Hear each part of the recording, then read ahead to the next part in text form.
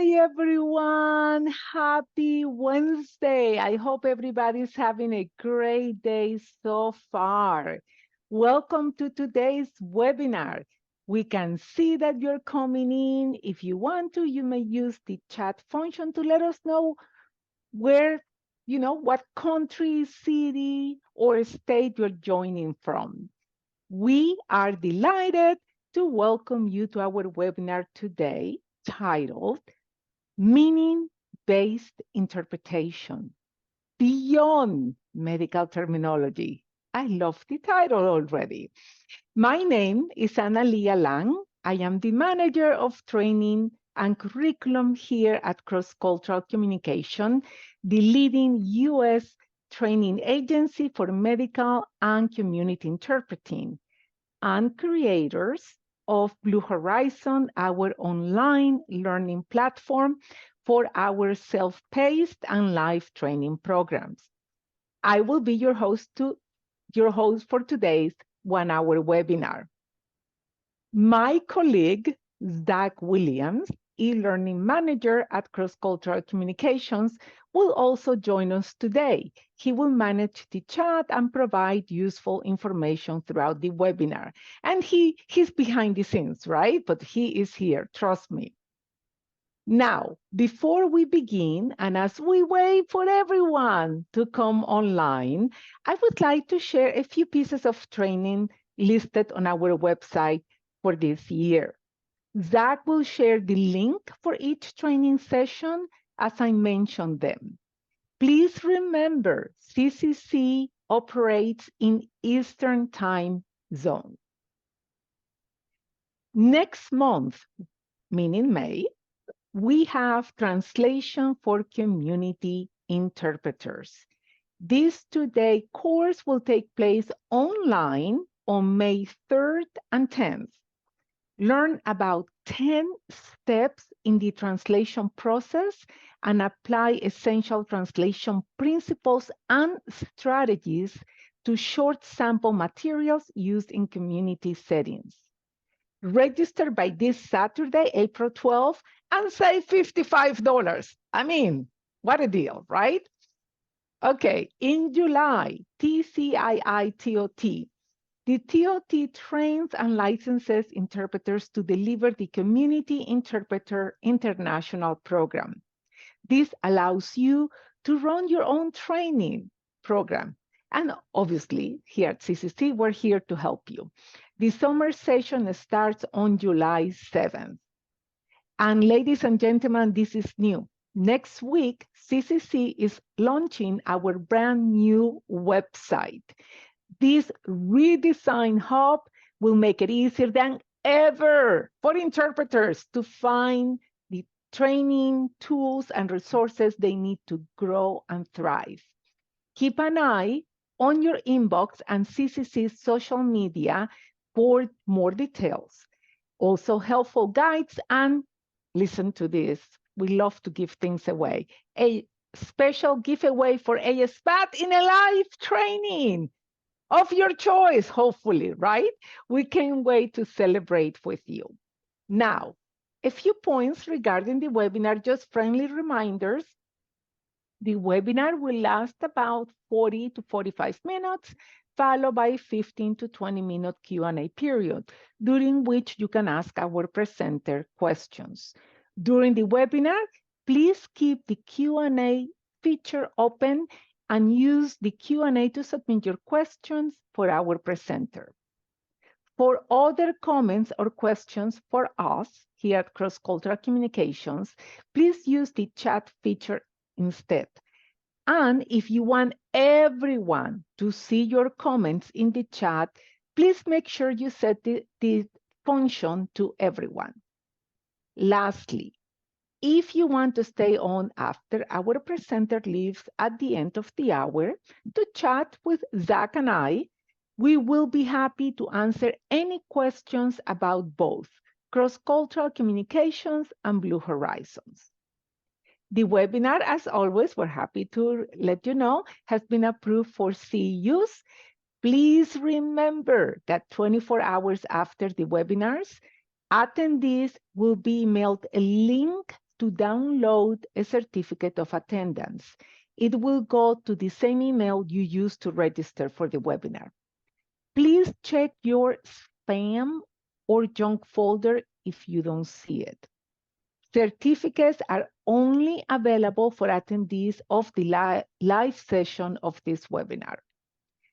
They must be downloaded. This is so important. Please hear me.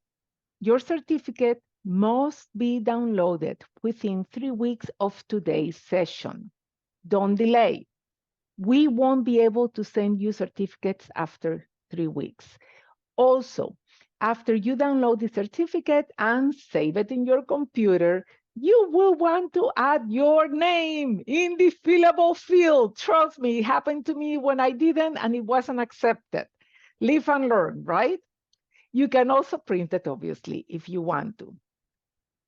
Okay, without any further delay, let's begin our webinar titled Meaning-Based Interpretation Beyond Medical Terminology. Let's welcome our presenter, Julio Jimenez. Hi, Julio. Let me tell you a little bit about Julio. Julio is a certified medical interpreter and translator with 25 years of experience in the fields of linguistics, translation, and interpretation. He has translated several published books. He is an expert in morphology, syntax, and structural grammar, and has worked in Mexico, Puerto Rico, and Spain for the Watchtower Society, the largest translation organization in the world. Kudos to you, Julio. That's awesome. At present, Julio is the translation project coordinator for Children's Medical Center in Dallas, Texas. Julio, welcome to our webinar today. I do want to let everybody know this is a 45-minute webinar. Julio will come back in 2026. We already put that on our calendar. And the webinar today, this 45 minutes, is just a morsel of everything that Julio can deliver and help us to be trained and learn from him. Thank you, Julio. The floor is yours. I am going to disappear, but I'm behind the scenes. Thank you, Analia. Welcome, everyone. It's an honor to be here with you. We have a lot of information to cover, so we're going to go fast. Just a quick question. If you speak a language other than Spanish, would you type it in the chat? Or if you interpret to a language other than Spanish, I would like to see what languages we have here. Okay, great. Okay, that's awesome. The examples that we're going to see here will be some of the examples, or most of the examples will be with the Spanish as target language. But the principles apply to any language. Actually, if you have a solution in your language, would you please retranslate it into English so we know how you say things in your language? That's going to be very interesting. We have plenty of languages besides Spanish. Great. Structural grammar applies to all languages. So the principles presented here can be used for everyone in the world. Okay, let's start. I'm going to share my screen so you can see the presentation. This is an introduction to meaning-based interpretation, and an introduction only because there's a lot to be said about meaning-based beyond medical terminology. We are experts in medical terminology. We are experts in the code of ethics. But what about the technical aspects of the language? How to construct a sentence, how to convey an idea in a natural way. That's what we're going to discuss today. And for that, we're going to start with a real life experience that happened at an orthopedic hospital. This patient was a diabetes patient. He had gotten an infection in his toes, and they had to cut his toes, amputate his toes. You know how diabetes is. And he received these important instructions from the doctor: do not put weight on your foot. He went home, and 2 weeks later, he came back with an infection and on his foot.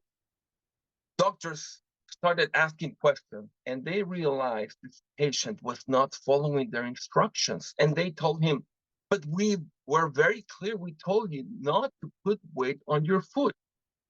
And he said, I'm following the instructions. What are you talking about? So they called he had been seen by several interpreters, mostly one at that hospital. And they called another interpreter who came to the room. And this interpreter saw a big sign, a paper sign that they had put on the wall.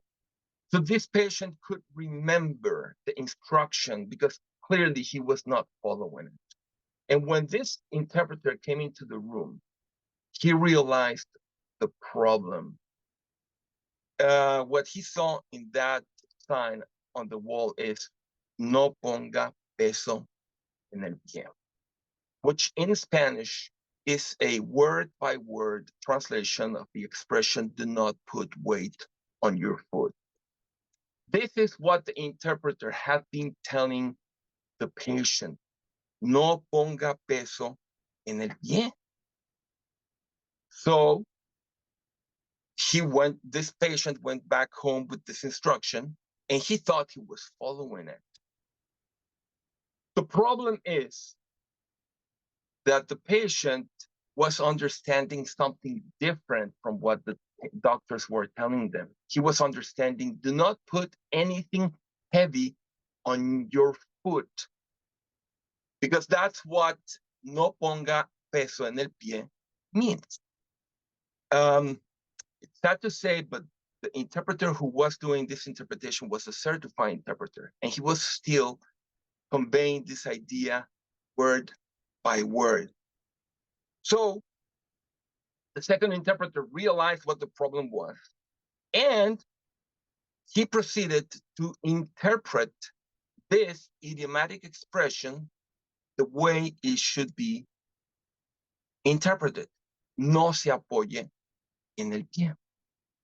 That's how we say it in Spanish. As you can see now, if you compare Spanish to English, they don't look alike. They don't look even similar. If we go back to the literal translation originally, you will see that here, if we go back, do not put weight on your foot, no ponga peso en el pie, can be followed word by word, right? Do not, no, put, ponga, weight, peso, on your foot, pie. The second one is not similar at all. No se apoye en el pie. Apoyar in Spanish means to support. And you won't see the word support in the English. Of course, there are many ways. I can see in the chat that people are giving some options. And there are many ways to convey the same idea. The point is, the worst of all of them is going word by word, being literal. This is what meaning-based translation means. Translating based on the meaning of the message, not on the words. And we're gonna emphasize this idea throughout this presentation, okay?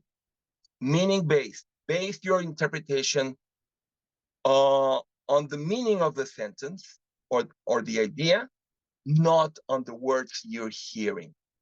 Now, these principles apply both to interpretation and translation, because I like to say that interpretation is translation at high speed, and translation is interpretation at low speed. So all the principles that can be applied to interpretation will be applied to translation. And I'm gonna, from now on, use the word translation because translation means moving from one place to another. And in this case, moving ideas from one language to another. And that's what both interpreters and translators do.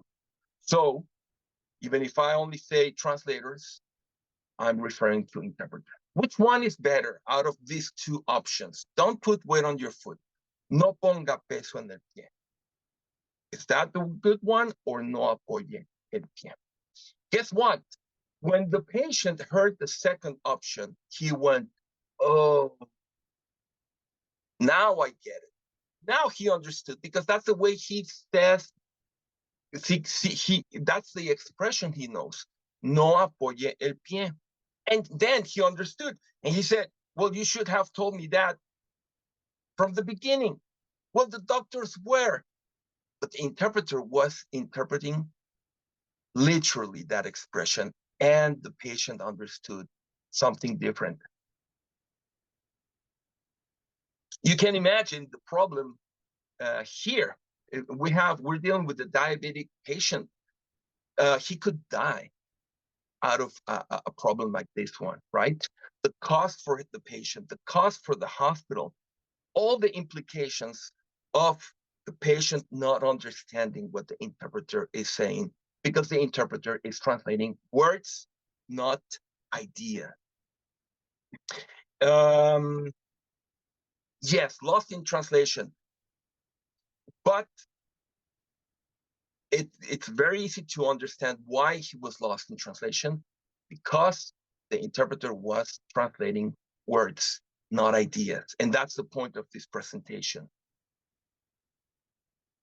We have an example here that I would like to discuss with you. Take 2 tablets as needed for fever or pain. Maybe the most common expression heard across hospitals and clinics everywhere in the US, which is our market here.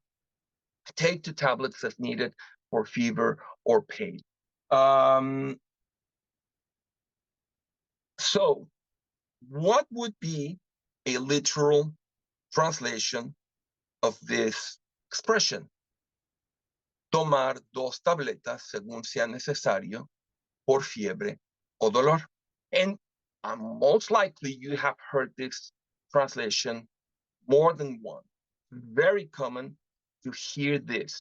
Tome 2 tabletas según sea necesario por fiebre o dolor. But surprise, surprise, según sea necesario por fiebre o dolor does not exist in Spanish. Nobody, if you go to Mexico, Colombia, Argentina, Peru, you will never hear people say that, because that's not how we say it. You can see, following the arrows, that this is a word-by-word translation, which is, of course, not ideal. Maybe we can understand it, the patient might understand it, but it's not natural. So if you should not translate tomar 2 tabletas según sea necesario por fiebre y dolor, how would you do it? Okay, we have some options here. Tome 2 pastillas si es necesario para la fiebre o el dolor. We have other options. Do not support yourself. Do not support yourself using your leg in Russian. Nice. Tome 2 tabletas cuando necesite para la fiebre o el dolor. Tome 2 comprimidos si presenta fiebre o dolor. Tome 2 pastillas si tiene fiebre o dolor. Yes, si tiene fiebre o dolor. Here we have it. Instead of translating word by word, we translate the whole idea, and we think, how would I say it if I were in my country? How would I say it if I were talking to my mom or my dad in Russia, Ukraine, in Nigeria, in Argentina? How would I tell my mom, Mom, the doctor said that you should, and then you say it. Tomar Dos pastillas, comprimidos showed up there because that's how it's said in Mexico. Si tiene fiebre o dolor. Another translated back into English is if you have fever or pain. So where is as needed for? Where did it go to as needed for? It disappeared. We don't need it. We don't need as needed for, because that's not what we are translating. We are translating take 2 tablets as needed for fever or pain, not as needed for. So it goes away, it goes out of the window, and then we say, tomar dos tabletas, dos pastillas si tiene fiebre dolor, if you have fever or pain. That's what the patient would hear if he was in his home country. And this is a meaning-based or dynamic translation. Next example, follow up with Dr. Bean in 1 month. Okay, another word-by-word translation. Haga seguimiento con el Dr. Bean en un mes. There are 2 main problems with this translation. And one of them, you might be surprised to hear, is with the English. Can anyone point what the problem is in English? There's a problem in English. Who tells us what the problem is? Ambiguity, follow up. The problem is with follow up. Yeah. What's the problem? And without changing any word, there is a problem. I'm going to tell you what the problem is. The nurse is telling the patient, you follow up, talking to the patient with Dr. Bean in 1 month. Guess what? The patient doesn't follow up. The one who doesn't follow up is Dr. Bean, the doctor. The doctor follows up with the patient. That's the meaning of the verb to follow up. So there is a problem with the English. The nurse is saying she's expressing this idea incorrectly.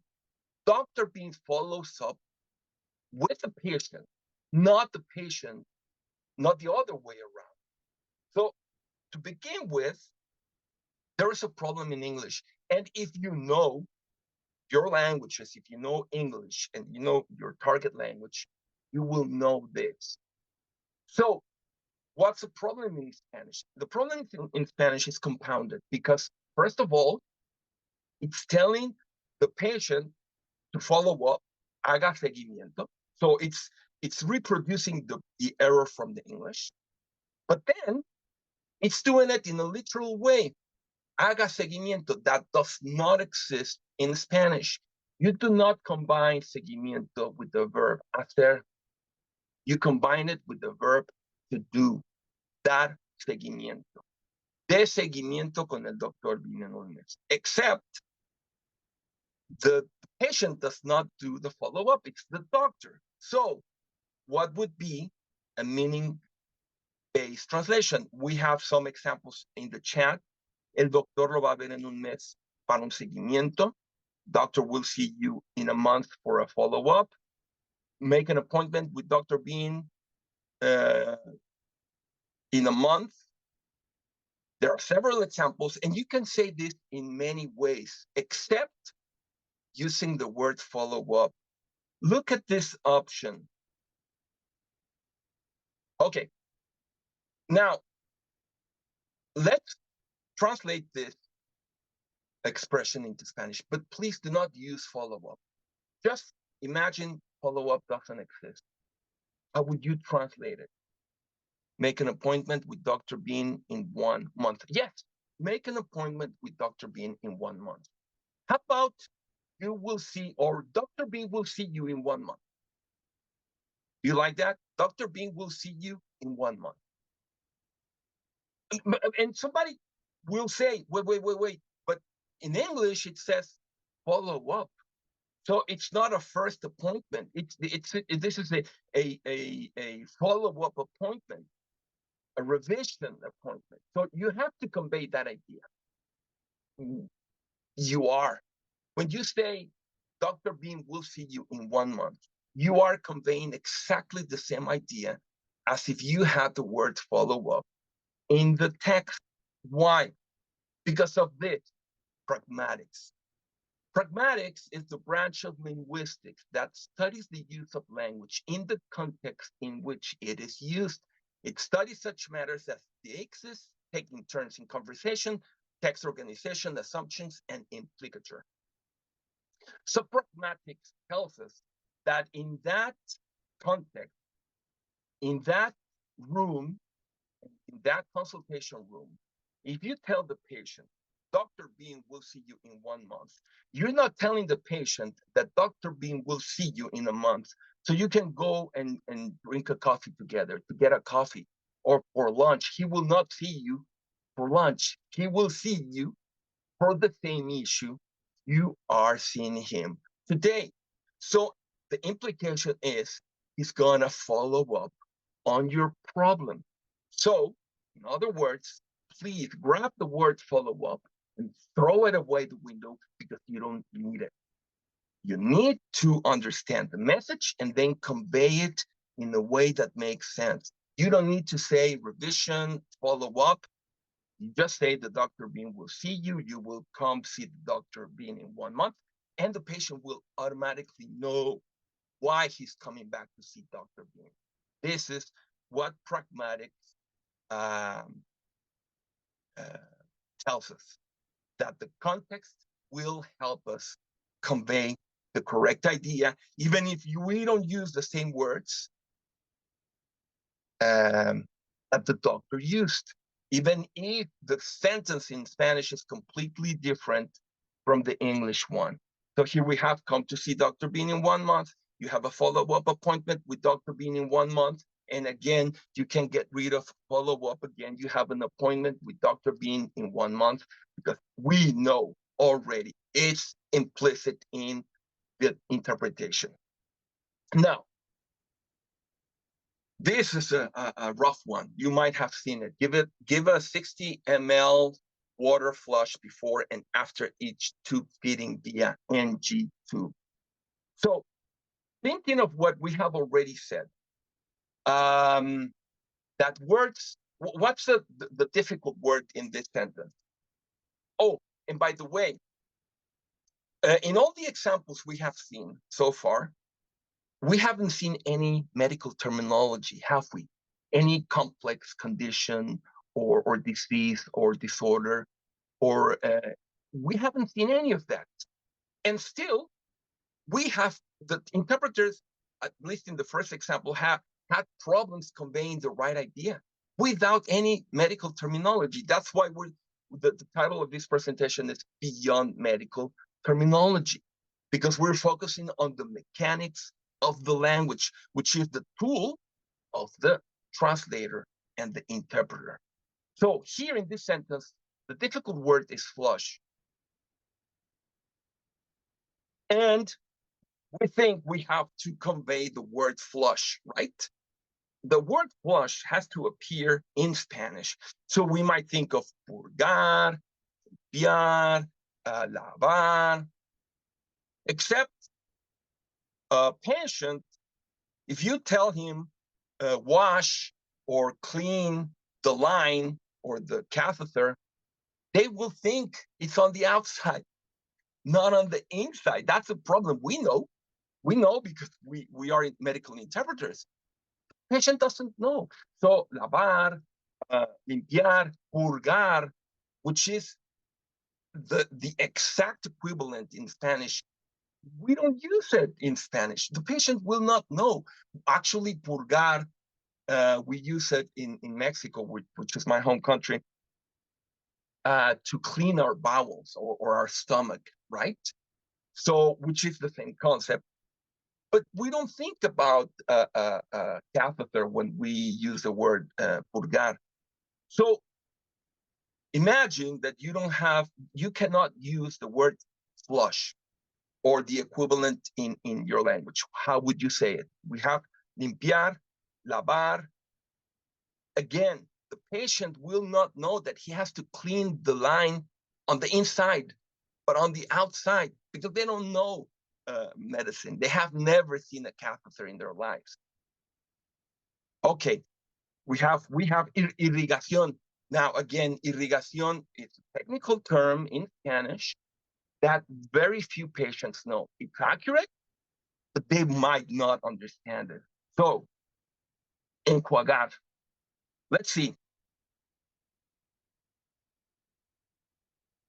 Look at this definition of the English. Flushing a catheter in the medical context means injecting a small amount of fluid, typically saline, into the catheter to clear it of any blockages or debris and ensure it remains patent or open for future use. Do you see the key word in this definition? The key word, injecting a small amount of fluid. What if we use this? What if instead of saying limpiar, lavar, irrigar, purgar, which the patient, I can assure you, because I have seen it, will not understand. Instead of using those, how about if we say inject 60 ml of water in the NG tube before and after each eating?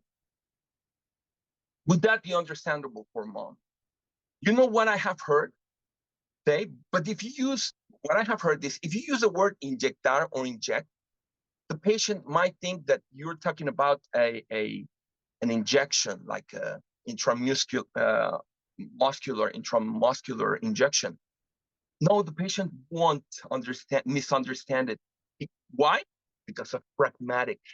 In that context, if you say inject water in the tube, in the NG tube, the patient will understand the idea. And now his mind moves, the mind of the patient moves from the outside of the line to the inside of the line because we're using injecting, right?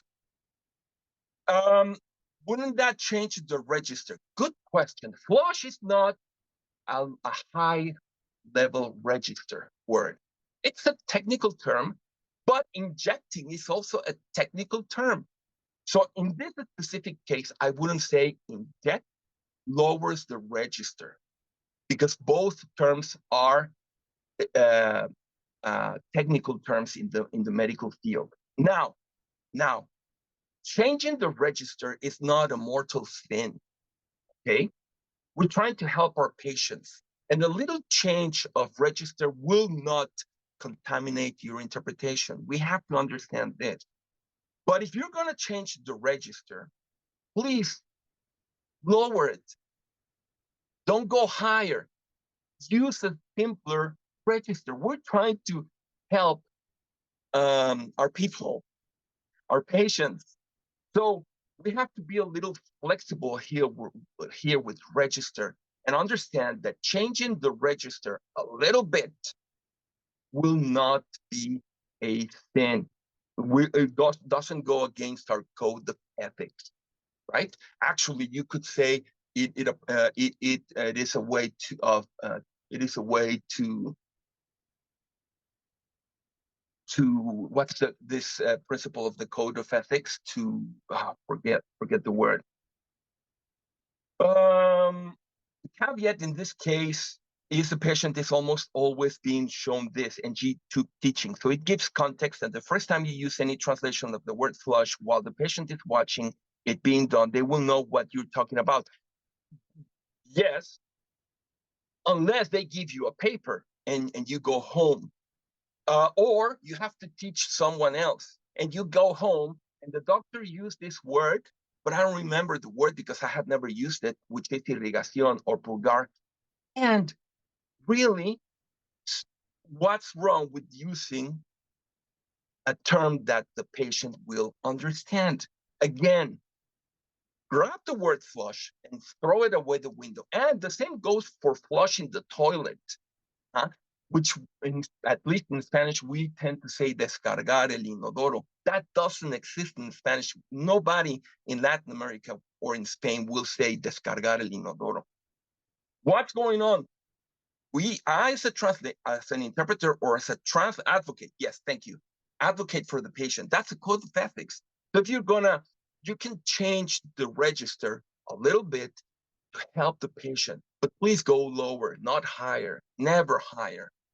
I was saying, we say descargar el inodoro because we're focusing on the word flush. Please stop focusing on words and think of the message. How would I say this if I were home and I was speaking my mother tongue and then say it? In Mexico, we would say, bájale a la taza, okay? Jala la cadena, jálale a la taza. Y no diría, and I would not say, do not flush towels into the WC, right? We hear that very often. I would never say, no descargue toallas o toallitas en el excusado. I would never say it that way in Spanish. I would say, no tire toallitas en el excusado. Do not throw towels or wipes into the WC. In English, they use the verb flush, but in Spanish, I'm using the verb throw. That's fine. That's how languages work. Now, look at this image. Sorry, where is it? Where are we? Here, the curse of knowledge. Look at this image. What are we seeing here? We're seeing a man talking to a policeman asking for directions. And the policeman, the official, is giving him very clear directions in the mind of the policeman. But the man is not understanding anything. Why? Because he's not familiar with the area, so he has never seen it. And the police officer thinks he was clear, but the man did not understand things. That can happen to us interpreters. If we go back to the initial example, do not put weight on your foot. When the interpreter said, no ponga peso en el pie, do you think the interpreter understood what he was trying to say? Yes. He understood everything he was saying, even though it was incorrect. Why did he understand it? Because he speaks English. So he understands what the doctor is trying to tell him. So in his mind, he was being very clear, but the patient doesn't speak English. He depends on what the interpreter is telling him. So if the interpreter is not saying something clear, the patient will not understand. And guess what? The patient will not say, I didn't understand. So he will go home without understanding the instruction, like this real life case proves. Exactly. Do not assume that what is clear to you is clear to others. Very important principle for interpreters and translators. So it's important to have this idea in mind. Okay, let's move to false friends. You know that false cognates. Words that make you think they're easy because they're basically the same in English and Spanish, but they mean something different. And let's see this example here. We're gonna jump one slide here. Constipation, discuss fluids, introduce someone, and billion. Okay, so constipation. Whoop, constipación. Is that correct? Is that the correct translation? Constipación into Spanish. Constipación. No. Estreñimiento. That's right. That's right. And the interpreter says, I got it. That's easy. But he made a mistake because constipación in Spanish is estreñimiento. Exactly. It's a problem with the vowels. When in Spanish, constipación means nasal congestion. Okay, this one that I hear everywhere. Discuss. Is discuss discutir? Because they look alike, right? Conversar, dialogar, hablar. Yes. What is discutir in English? Please tell me what discutir in English is.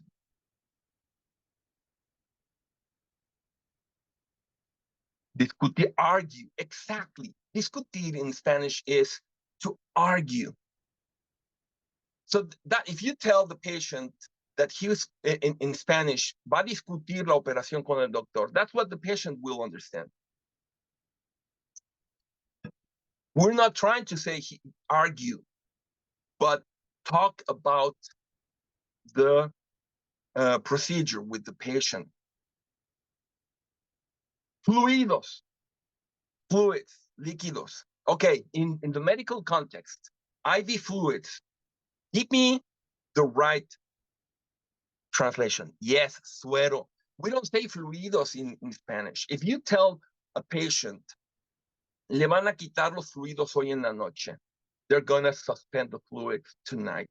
And you use the word fluidos, he will not understand what you're telling them, because that's not the word we use. We use suero. Actually, the Pedialyte, at least in Mexico, and I'm sure in other countries too, the Pedialyte that we buy at the store, people commonly call those suero. Le di suero al niño, that's what they say. And we do not call it Pedialyte, we call it Pedialite, right? Because we speak as we write. Introduce someone, te voy a introducir a alguien. That sounds horrible, right? That's scary. Te voy a introducir a alguien, and the first thing you think is, ¿por dónde? ¿Y cómo? Right? You don't say introducir. And of course, billion is not beyond. So we have estreñimiento, hablar, suero, presentar a alguien, y a billion is mil millones. These are false cognates. Be aware of false cognate, please, because we can make a very, very serious mistake if we don't take this into consideration.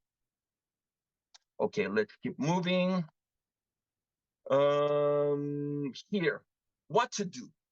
First of all, please tell me this image represents an idiomatic expression. What is that idiomatic expression that we're trying to use? Think outside the box, exactly. Think outside the box, which, by the way, cannot be translated literally in Spanish, because we don't have an idiomatic expression for think outside the box in Spanish. In Spanish, we say be creative. This is very, very, a very English expression. So you as an interpreter or as a translator, you have to think outside the box. Let's see an example. Stay out of this, right? In English, stay out of this. How would you translate it into your language? Estar abierto de mente, that's a nice idea. Ser creativo, se me prendió el foco. Well, that's when you finally get the right answer, right? No te metas. That's very interesting. Why? Because this is a technique, a translation technique called the reverse of the reverse, el inverso del inverso. Look at what no te metas in English means don't get in this, okay? So instead of staying out, you're using, instead of stay out, you're using get in, which is the opposite of stay out, right? Stay out, get in. And then you're converting it into the negative. Do not get in. Stay out of this. Do not get in. This is the reverse of the reverse, and it's a translation technique. And this allows you to be natural. If you translate it literally, quédate afuera de esto, nobody will understand what you're saying in Spanish. And again, this is not medical terminology. This is our main tool, the tool of the interpreter and the translator language. Let's do an exercise here. Once opened, store at room temperature. You see this, you go buy a mustard or maybe a mayonnaise at the store, and you see this instruction. Please translate this into Spanish, but do not use room or temperature, neither one of them. I want you to try to translate it without using room or temperature, because this is how you will see it in Latin America. In Latin America, we don't need room or temperature. Think outside the box. Think outside the box. Una vez abierto, no lo ponga en la nevera. Aire libre, I said no room, no air, no temperature, no clima or weather. No lo refrigere. Exactly. Una vez abierto, no necesita refrigeración. That's how they say it in Latin America. In other words, it's the reverse of the reverse. Once opened, it doesn't need to go into the fridge. And you're conveying exactly the same idea. Why? Because no plus no means yes. Reverse of the reverse. This is the technique, but you have to think, una vez abierto no hace falta refrigerar. Exactly. And then you're not using room. You don't need to use temperature. And when we go to a patient's room and they tell them that you will stay in room air, have you heard that? And we come up, the problem is that we focus on the word room air, and then we start thinking, oh man, what's room air? Aire del cuarto. But what? Remember, you don't need room to focus on room or air. You actually need to throw the word room and the word air out the window. You have to think outside the box. And then exactly, sin oxígeno. That's right. You will stay without oxygen. And that conveys exactly the same idea. Exactly the same idea. So think outside the box. A patient will not understand if you tell them, se va a quedar con el aire del cuarto. What? O con el aire ambiente.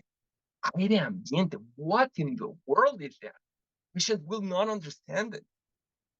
Room air. Actually, I'm going to tell you that many patients in English do not understand that. Doctors and nurses, they use all that terminology because they also have the curse of knowledge. And they think patients will understand them in English. And the patients will not understand them in English or Spanish. Finally, bilingual people, bilingual people that who undertake interpretation without proper training are like a person, a driver of a car. You know how to drive a car, right? You know how to turn it on. You have to drive to get to the place you're going. So this is a bilingual person that uses language, English and Spanish every day. They know how to use it. But would you say that this lady that's driving her fancy car can fix the engine of the car? No. This mechanic on the right is what a trained translator is. Just as a mechanic knows the mechanics of a car, the trained translator knows the mechanics of the language. He's not just a bilingual person. And look at the difference between a novice and an expert translator. The novice translators have no choice but to be literal, since they do not know the terrain on which they are standing and are afraid to make a mistake if they move away from the form of the original text. So they don't. The expert translators know the field on which they're standing, so they know where they can step and where they cannot. This gives them the confidence to move away from the form of the original text because they know that the meaning has not changed. Their translation does not resemble the form of the original, but it is of a higher quality than the literal solutions of the translators who do not have mastered their trade. And here, the fact that you have interpreted for 20 years, if I have interpreted or translated for 20 years, it doesn't make me an expert translator, because by definition, an interpreter is a solitary profession or a trade, because there is nothing, no one there to correct if you make a mistake.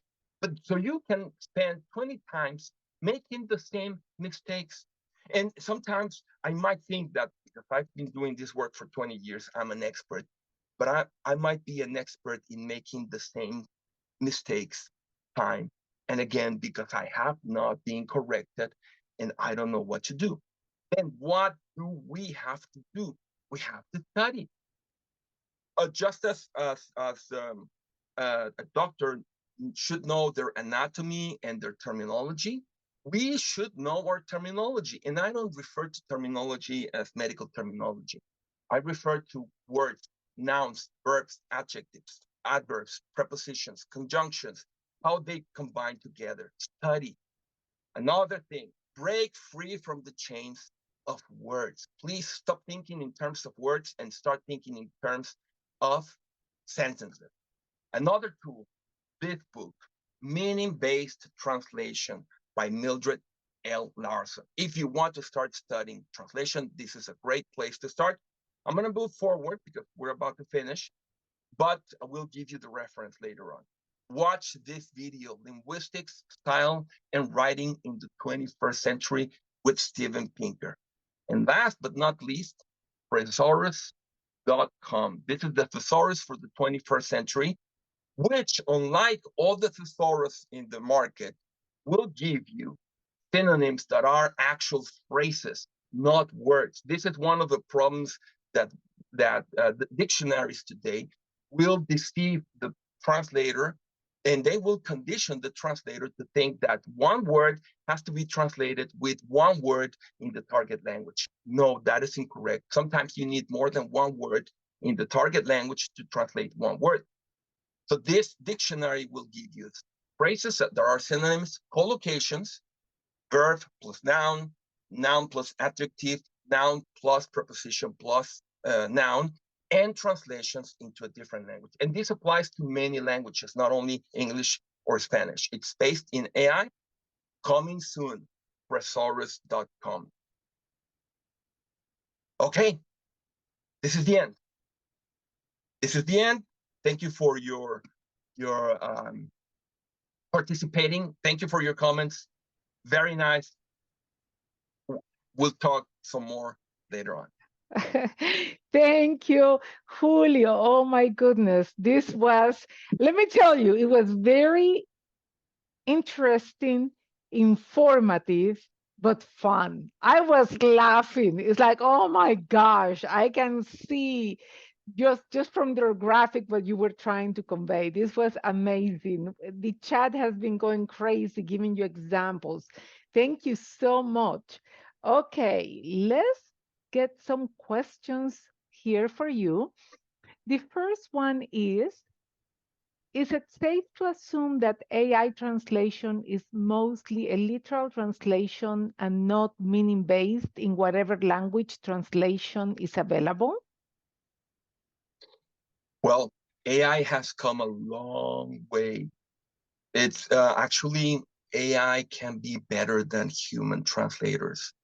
But if the source text is correctly written, if the source text is a mess, AI will go crazy because it will not be able to understand. That's the advantage that we humans have over AI. And many doctors and nurses use wrong constructions, so AI cannot match human. But if we do not know how to decipher what the doctor and nurse say, our result will be of the same low quality as AI. So that would be the answer to that question. Interesting. Okay. How about when they say, do you have questions or concerns? How would you interpret concerns? I get that was one question. Good point. This is another thing. We think that every word should be translated the same way every single time. No, depending on the context, you can use a different word in different contexts. Concern can be sospecha. I suspect there's something wrong. We didn't talk about nominalization. That is for the workshop, actually. Nominalization is a big problem in English and Spanish, using nouns instead of verbs. So I have a concern, should be translated, I suspect that, sospecho que. It can be worry, but it can be suspicion, and it can also be an issue or a problem, depending on the context. Oh, this is fabulous. Oh my gosh, very interesting. Okay, another one. Let's see. What about when the patient speaks Spanish, meaning that they have learned all of this? Okay, I don't know. What about the patient speaks Spanish, meaning I'm not really sure what that means, that they have learned all these new medical terms in English and keep using them in English, flush, shunt, G-tube. Sometimes I stay in the correct interpretation in Spanish, but they keep using the English term. So I think this is more like, what would you say? What would you suggest? That's a good question, and you can apply another technique, which is using synonyms. So you use the term flu, for example. Many people use flu in English here, right? So you tell them flu or influenza. So you give them the term that they know and the equivalent in Spanish. That is a valid translation technique. Use two synonyms, the incorrect one and the correct one. If they say aseguranza, you can say seguro. And seguro, if you tell them seguro, they will not understand. But you can tell them seguro médico, and now they will get it. Or you can say su aseguranza or seguro médico. That's a valid translation technique. Use two synonyms. I love it. Excellent suggestion. Okay. It says, sorry for submitting a Spanish specific question, but could you please briefly touch on the difference between líquidos and fluidos? Is fluidos only used in the sense of bodily fluids? Yes, bodily fluids. It's a technical term, actually, in Spanish. In Spanish and also in English. Again, doctors and nurses use many terms they should not be using. Remember this, and the interpreter should know the difference. Fluidos in Spanish, it's used for mechanics in the field of mechanics, like the transferencia de fluidos, for example, or fluidos corporales, that is blood, sweat, tears, and semen. Otherwise, it's líquido, or if it's IV, suero. Wow. Okay, I'm looking forward to for your workshop next year, Julio. Wow. Okay. Can we how can we follow you? Is there books you have written on this? Thank you for all the tools because we're very literal, which does not help. Okay, so Julio, you're famous. How can we follow you? Tell us. You have a movement that wants to follow you. Well, I'll have to update my LinkedIn. Follow me on LinkedIn. I will make sure I present information there. LinkedIn and thesaurus.com coming soon. And it's going to be a great help for interpreters and translators. You won't find that information anywhere else. Okay, that's awesome. Okay, so Julio Jimenez, everybody. Julio Jimenez. Julio Jimenez. Okay. Children's, because there are many Julio Jimenez. Julio Jimenez, what? Children's Health. Oh, that's Children's Health. Children's Health. Exactly. Children's Health Hospital. Okay. May we have your contact info, people? LinkedIn, Julio Jimenez that works at Children's Hospital in, yes. Okay. There are some limitations in the court word-for-word interpreting. No advocating is allowed. How do I suggest to the client to ask the judge for the clarification? Legal is different. You can do a meaning-based interpretation when it comes to legal, but you really need to know your language. You really need to know the mechanics of the language, and by mechanics I mean syntax, I need collocations. I mean pragmatics and grammar. That's a whole different subject. We cannot touch deeply on that, but you can produce a meaning-based interpretation with more limitations, staying closer to the original, but in a way that the patient will understand. The solution is never word by word.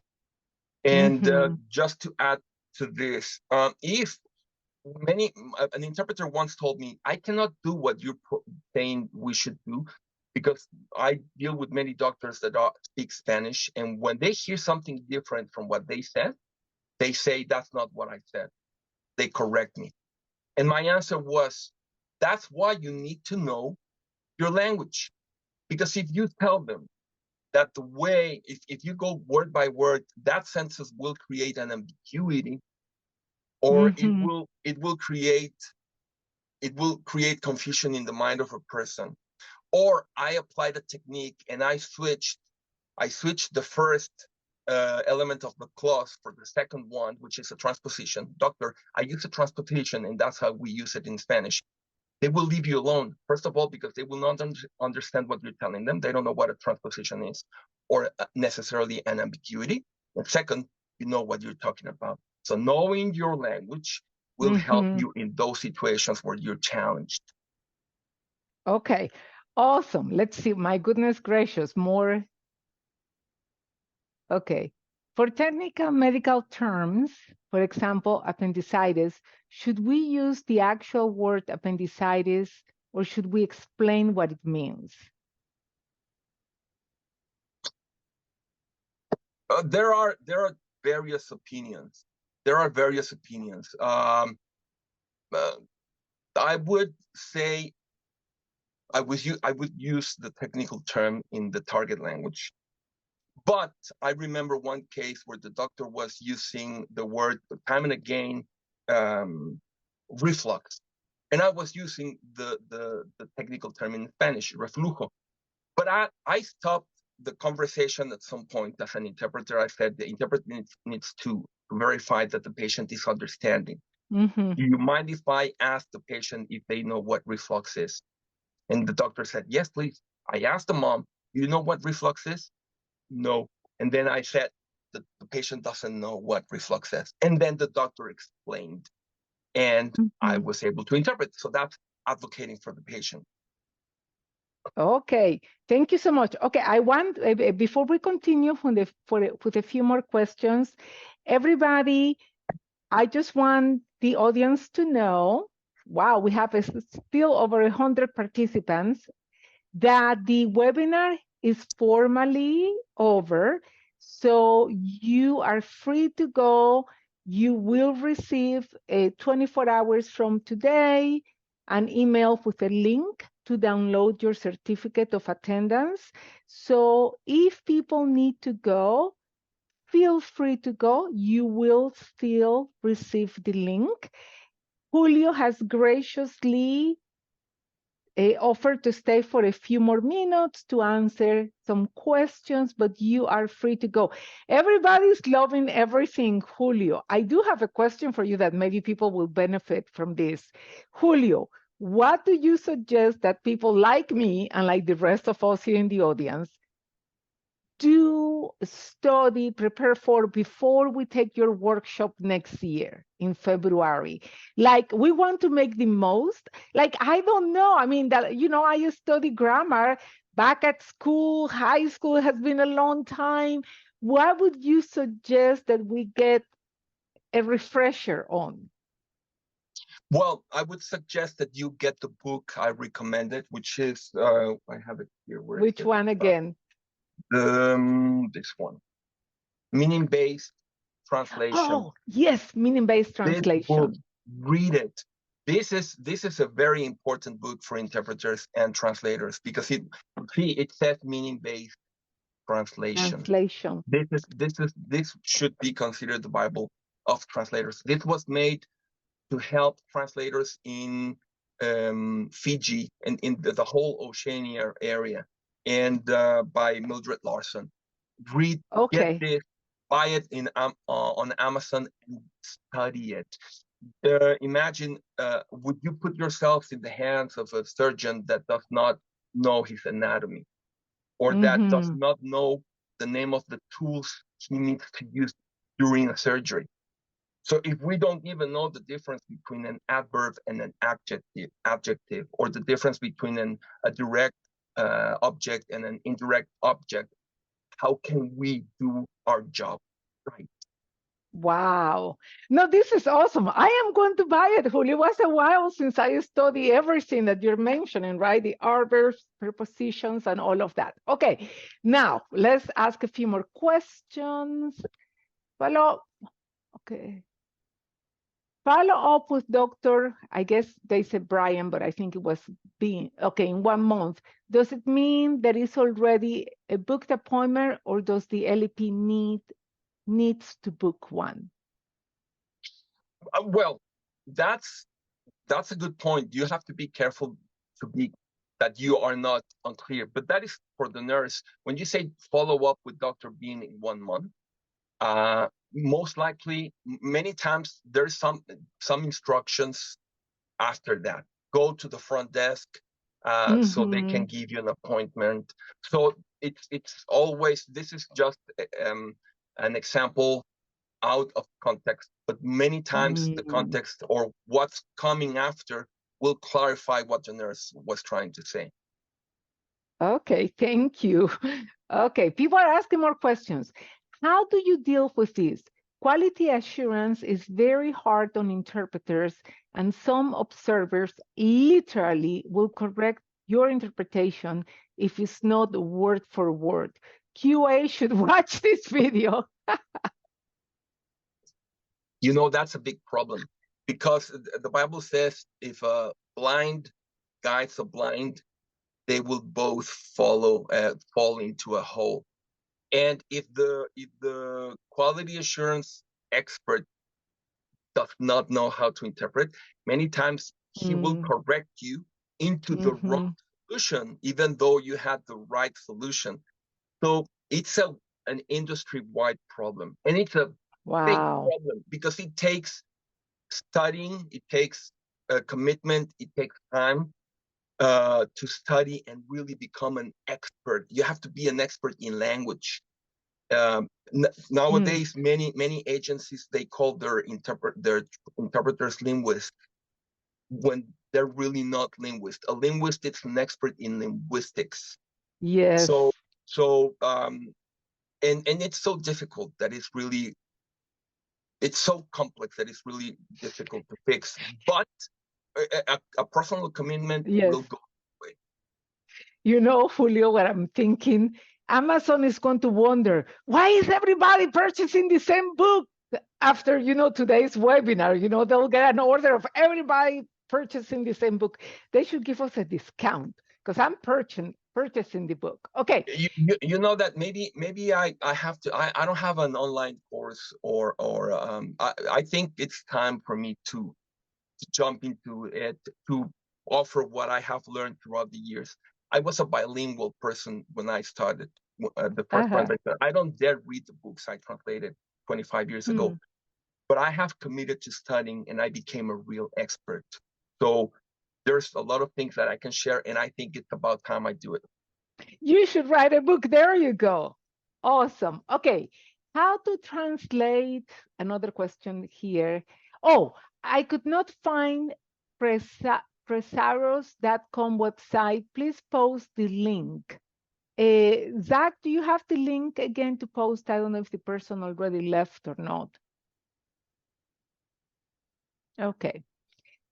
The LEP usually utters words in English, and when he interprets into Spanish, he does not understand. The LEP usually utters words in English, and when he interprets into Spanish, he does not understand. Well, this has to do with what we call a dialect. In U.S. Spanish is fast becoming a dialect of Spanish.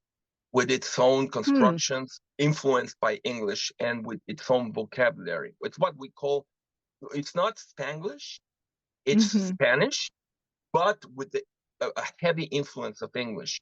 And that's how languages evolved. So we can actually consider it a dialect of English. And I'm sure linguists, if they haven't recognized it as such, will soon recognize it as such.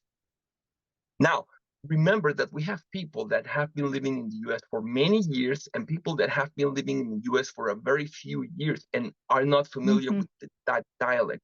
So if we speak proper Spanish, we will cover all the bases. We will help the ones who have been here for a few years and the ones who have been here for a lot of years. And again, use synonyms, use 2 words in your interpretation, and that will help bridge the gap. I'm so sorry, Julio. I just read the chat. Somebody says, I just bought it in eBay, and they were laughing. Oh my gosh, that's awesome. I'm telling you. Okay, you have made a movement, Julio. Yes, you need to please find buy a it, name read it. for this movement. Read it, yes. You will learn many things about meaning-based translation. Really good book. Okay. One more question. How do you work with the frequent sport idioms in English? Slam dunk, home run, hit the ground running, below the belt. Well, each language expresses those ideas differently.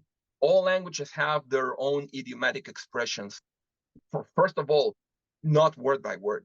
If you go to Mexico and you tell someone, están lloviendo perros y gatos, they will think you're crazy, training cats and dogs. So we have our own expressions. Now, if you were born in the US and you have not had exposure to proper Spanish, then I recommend that you hear blogs or podcasts from Latin America, not the US, but Latin America. Watch the morning shows on Telemundo and Univision, because the anchors of those shows, they grew up in Latin America, so they speak proper Spanish.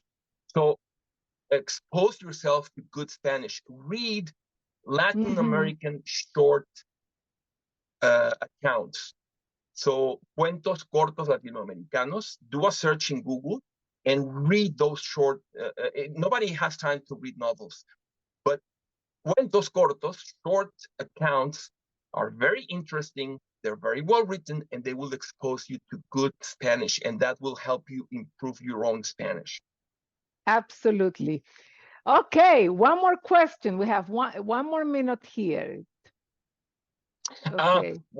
Buy the book in Amazon or wherever you can find it. I mean, if you don't want to buy Amazon, I understand. Oh, yes. Me too. Buy it wherever you can, okay? Because there are not many of that book.